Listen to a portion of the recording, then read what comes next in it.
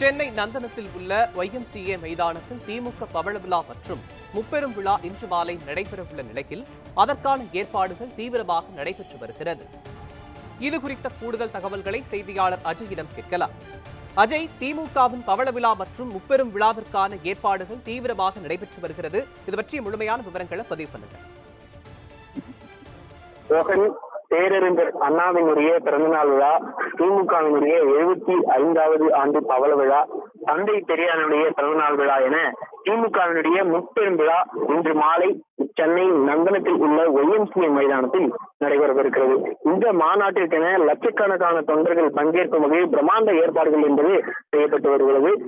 இந்த விழாவை பொறுத்தவரையில் திமுகவுடைய முப்பெரும் விழா விருதுகள் மூத்த தொண்டர்களுக்கென பல விருதுகள் இந்த விழாவுக்கு வழங்கப்பட்டிருக்கிறது. அது மட்டுமில்லாமல் AI தொழில்நுட்பம் மூலமாக கலைஞர் முன்னாள் முதலமைச்சர் கருணாநிதி நேரடியாக தொண்டர்கள் மத்தியிலும் அமைச்சர்கள் முதலமைச்சர் மத்தியிலும் பேசவிருக்கிறாகவும் தெரிவிக்கப்பட்டிருக்கிறது. குறிப்பாக இந்த ஏற்பாடுகளை பொறுத்தவரையில் திமுகவினுடைய இந்த முப்பெரும் விழாவில் 80,000 இருக்கைகள் அமைக்கப்பட்டிருக்கிறது. 1 லட்சம் தொண்டர்களை வரவேற்க வருவார்கள் என தெரிவிக்கப்பட்டிருக்கிறது. தொண்டர்கள் இது மட்டுமில்லாமல் இந்த YMCA மைதானத்தை சுற்றி இருக்கக்கூடிய இதனை சுற்றி 11 இடங்களில் வாகன நிறுத்தங்கள் என்பது ஏற்பாடு செய்யப்பட்டிருக்கிறது. 18 இடங்களில் ஒளித்திரைகள், அதாவது இந்த LED திரைகள் என்பது சொல்லக்கூடிய திரைகள் அமைக்கப்பட்டிருக்கிறது. மொத்தமாகவே 170 அடி நீளத்தில் கோட்டை வடிவிலான முகப்பில் ஏற்பாடு செய்யப்பட்டிருக்கிறது.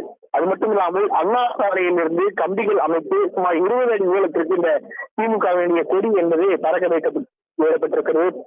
இது மட்டுமில்லாமல் இந்த மைதானத்தை அந்த வரவேற்கும் இடத்தில் 20க்கும் மேற்பட்ட அதாவது 5,000க்கும் மேற்பட்ட வாழை மரங்கள் அமைக்கப்பட்டு வரவேற்பதற்கான ஏற்பாடுகள் என்பது செய்யப்பட்டிருக்கிறது. இங்கு வரக்கூடிய தொண்டர்களுக்கு 15,000 லிட்டர் தண்ணீர் என்பது அந்த குடிநீர் என்பது ஏற்பாடுகள் செய்யப்பட்டிருக்கிறது.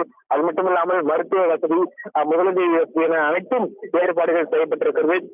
இந்த ஏற்பாடுகளெல்லாம் இன்னும் 2 மணி நேரத்தில் முழுவதுமாகவே முடிவுற்று விழா தொடங்குவதற்கான ஏற்பாடுகளும் தயார் நிலையில் இருக்கிறது. மோகன்.